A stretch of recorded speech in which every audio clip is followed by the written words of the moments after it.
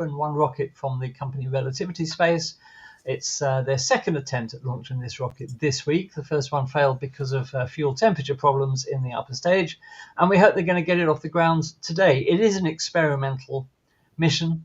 There will be no payload. It's not carrying anything into space. It's just a test to see whether they can actually get the rocket into orbit, and we hope that they do. Why is this important? Because the Terran-1 rocket is the world's first 3D printed rocket. 85% of it is 3D printed, including the engines, which has really opened a lot of people's eyes in the space industry, that you can actually 3D print engines.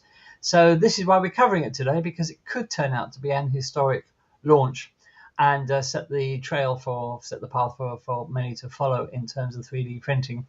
I'm joined today by three fellow oddities, Michael, Daz, and Bernard. How are you guys? Lovely, thank you. Well, that's my opinion, but how are you anyway? Very good, thanks. How about you? Yeah, fine, absolutely fine. We've had a glorious day here. It's been blue skies and 24 degrees. I've been out in a t-shirt, so it's been absolutely glorious. Let's talk about the space launch, shall we? Yes. Oh, is it cold in the UK then? Yeah. Yeah, I did see something on the news about that. Yeah, lots of whining Brits. So yeah, cold and wet. Cold and wet. Yes, absolutely. The traditional way, of course. Yeah. But I have to say, the last 3 times we've had snow here, it has been in March. So we're not out of the woods yet. We could still have snow. It's more than possible, including that dreadful winter of 2010 or that dreadful March of 2010 where we were snowed in for a week. So yeah. So let's hope it doesn't do that.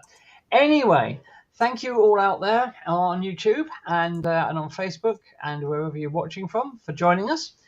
Countdown is scheduled for a little later. The launch window opens at 6. We don't know what time they're going to actually launch. I saw a little while ago that Relativity Space themselves aren't going live until 5 to 6 UK time. So it could be any time after that, I guess. We hope it won't be too long a wait. If it looks like it's going to be a long wait, what we will probably do is go away and come back again. But we will keep you posted about that. Before we go any further, let's learn a little about this company called Relativity Space, because they are quite a young space startup. And they were founded in 2015 by 2 guys, Tim Ellis and Jordan Noon. They've currently got 700 plus employees, and they're based in Long Beach, California. Now, there seem to be a lot of the companies starting up at the moment, and Relativity Space is one of the new space companies. Their 3D printing program really sees the future as building 3D printed rockets. And if you build a 3D rocket or a 3D printed rocket, you have 100 times fewer parts for the start. So there's much, much, much less to go wrong. You can build it in 1/10 of the time that it takes to build a normal rocket. You've got flexibility, and you've got a good way of optimizing your components. Also, Relativity Space say they can build a rocket from scratch in 60 days, just 60 days using 3D printing. And they can launch at the moment on their Terran-1 rocket, the one that's launching today, up to 1.25 tons into low Earth orbit. It's the best in class payload fairing volume, and it has got 100 times fewer parts than traditional rockets, and it's entirely good old American. They have a big factory called the Stargate factory, and that integrates robots, software, and patented 3D printing technologies to print those rockets. So this is all extremely innovative. Let's look at the Terran-1 rocket. Well, as I said, they can get up to 1.25 tons into low Earth orbit, or they can take 900 kilograms to a 500 kilometer sun synchronous orbit, or 700 kilograms to a 1200 kilometer sun synchronous orbit. The second stage consists of their patented 3D printed engine, which is known as the Aeon. And there's one of those, a vacuum engine on the second stage to propel that. Then we have an interstage, we have the first stage, and then we have the engines at the bottom, known as the thrust structure, and that consists of 9 Aeon engines. Now, if the Terran-1 rocket is successful, they don't want to stop there. They want to move on to their next rocket, which is known as the Terran-R. As you can see by the size comparison on the left, it's a lot taller than the Terran-1 at 66 meters, the Terran-1 only being 24 meters, so it's really getting on for 3 times the height. It can take up to 20 tons into orbit. Again, 1 Aeon VAX engine on the second stage.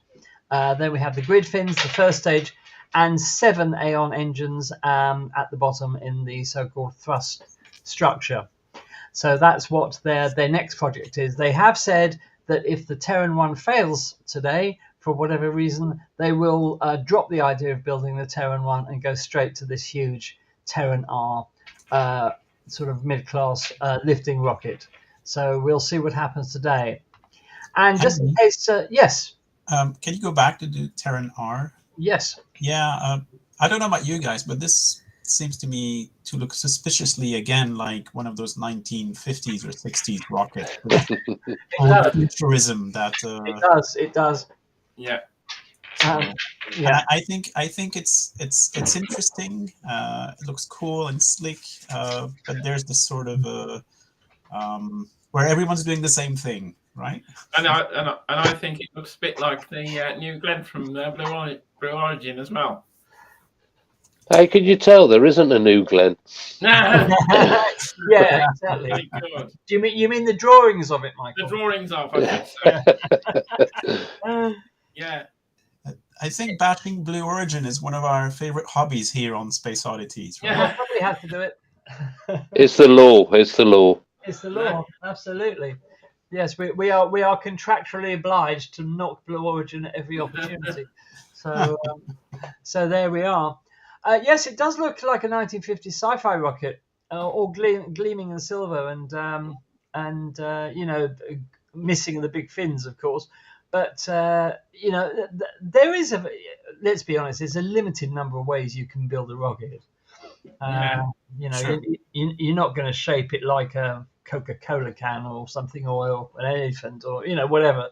Aerodynamically, there are constraints on what your rocket can actually look like. So you know, there will be a degree of similarity between all of them. But this looks a really interesting rocket. So let's hope that the Terran-1 is successful, which will prove their 3D printing technology, so that they can move on to building the Terran-R. And then lastly, of course, it's especially for Ian McIntyre, actually. He did ask how big the 3D printers were. Well, here we can see a rocket being 3D printed. And this is one of the special 3D printers that have been specially built for Relativity Space. And here we can, time-lapse, obviously, this is not real time, but we can see it building a stage of a rocket. And it's quite interesting to watch, really.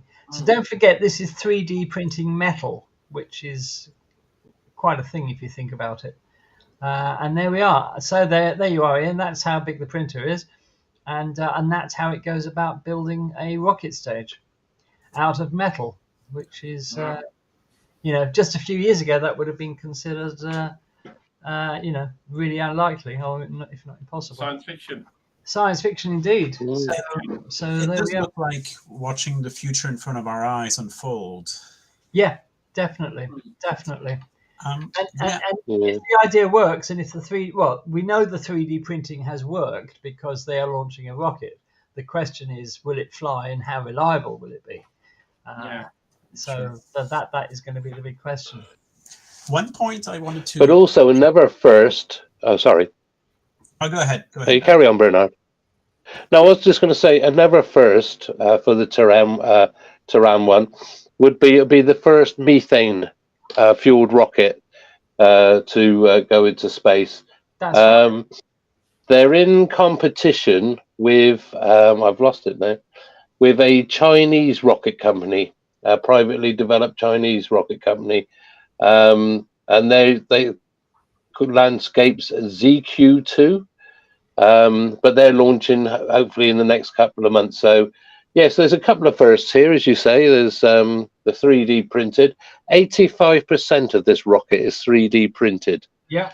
And anything that can bring the price down and the how quickly you can build these machines is a good way to go. Maybe maybe NASA should look at this. It's not an old new idea, but reusability. But it also there was something else just crossed my mind then about. Well, this rocket, as regards to 3D printing, it is the biggest object that's ever been 3D printed. Right. Because it's 24 meters long. It's the biggest single 3D printed object. You've probably seen those wonderful videos of people 3D printing houses, but they are built in separate parts. This is only built, sort of as one object. So was the complete first stage completely 3D printed all in one? Yes, I believe so. Yes. Oh, right. Okay. The first stage, both the stages are separately 3D printed. Right. Because of course the Terran-1 is disposable, but Terran-R is all reusable apparently. So and of course anything like that brings the cost down. So there's lots of firsts going on here, and it will be hopefully, fingers crossed for them. Everything's going to go right. They got within 70 seconds the other day when they were going to go into launch. It was such a but it was I think if I remember rightly, let me just check. It was two liquid oxygen temperature gauges in the upper stage were out of limits. So they thought, well, err on the side of caution, and they didn't launch. But I must admit, I was watching it. And they were the masters of suspense. That's what I could say. They really were. But it was good. It was good. I was thinking as well that it's being launched from one of the Cape Canaveral sites. I was thinking it's good that the old launch sites are being used again. I was saying to Andy earlier about that. So. On top of that, Michael, I don't know if you saw, I can't remember who it was now, but there's a company from Kent. They've actually managed to obtain a launch pad at Cape Canaveral as well. They're a new setup, and it's from England. So there is a Kent in the United States, isn't there, as well? So. Oh, okay then. No, it was a British firm. It was a British firm. Are you sure? It was a British firm. So yeah. I'm going to look this up now. Well, anything with an English name, there's always two or three in the USA. So it's like Stoke Space, isn't it? The same thing. Yeah. Can you remember the name of the company, Dad? Was it the American Kent Company by any chance? No, it wasn't. It was the UK company. I'll see if I can find it. It was it was in Facebook. It was the KFC, the Kent fried chicken. They're going to be lobbing fried chickens into space. No, it was an English company. I wouldn't, but yeah, they've managed to obtain one of the launch pads, and they'll be launching from there. I only saw it in passing. I didn't actually get a chance to read. I should have done now, seeing as you're all taking the mick. But there you go. Okay. What can we do if we can't take the mick out of you, honestly? Well, exactly. I'll go and sulk in the corner. I just found a Kent Space. I mean, it's a storage company. No. They weren't called Kent. They weren't called Kent. Okay. I tell you what, move on to something else. I'll find it. Exactly. I'd like to remind our viewers that I mentioned this on Monday, but I think this mission is extraordinary because I think it crystallizes really what new space is. This completely revolution in space launch systems. That's been privatized and pushed strongly by the U.S. Congress and NASA, and to have a 3D printed rocket that's going to be launched soon, we hope, And as you said, Daz, to have another one that's going to be reusable, I don't know what more can be done from a new space point of view in terms of pushing these new technologies and the state of the art in rocket launch. This is just phenomenal in so many ways. And as you said, Daz, there are so many firsts in this mission. So I think it's one of those missions that really, I think, if it is successful, and I hope it is for them, it's going to be one of those milestones that we have been here and we have seen this field develop and grow. So I'm really excited. Absolutely.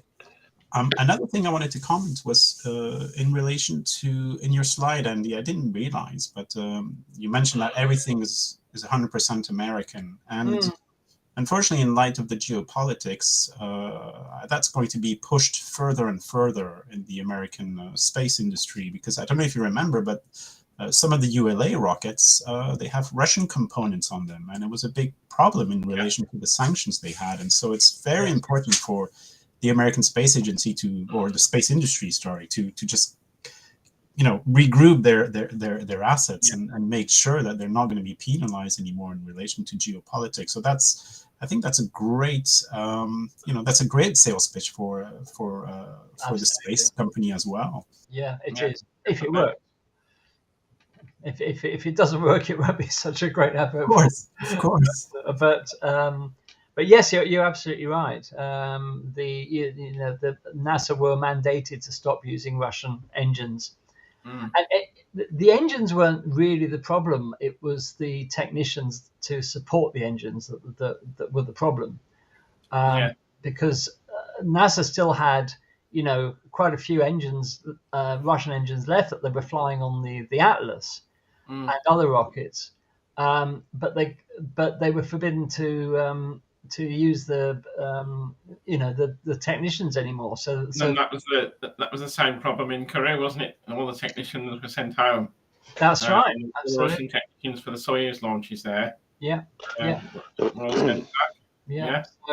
So that it doesn't matter how many engines they've got left. They can't support them without the expertise of the Russian engineers. Yeah. And also, I mean, it really affected one company in a very big way. And unfortunately, we've heard rumors that company is now possibly up for sale, and that was ULA. I think that's been confirmed now. I think it's more than a rumor now. I think it's been confirmed. Well, that's a sad state of affairs in a way. But the history of the ULA, if you look at how it was founded and things like that, it was all a con job in a way. It was jobs for old space, but they were so successful with all their rockets. And of course, as soon as they lost the technicians and the engines from Russia, they had nowhere to go except to Blue Origins.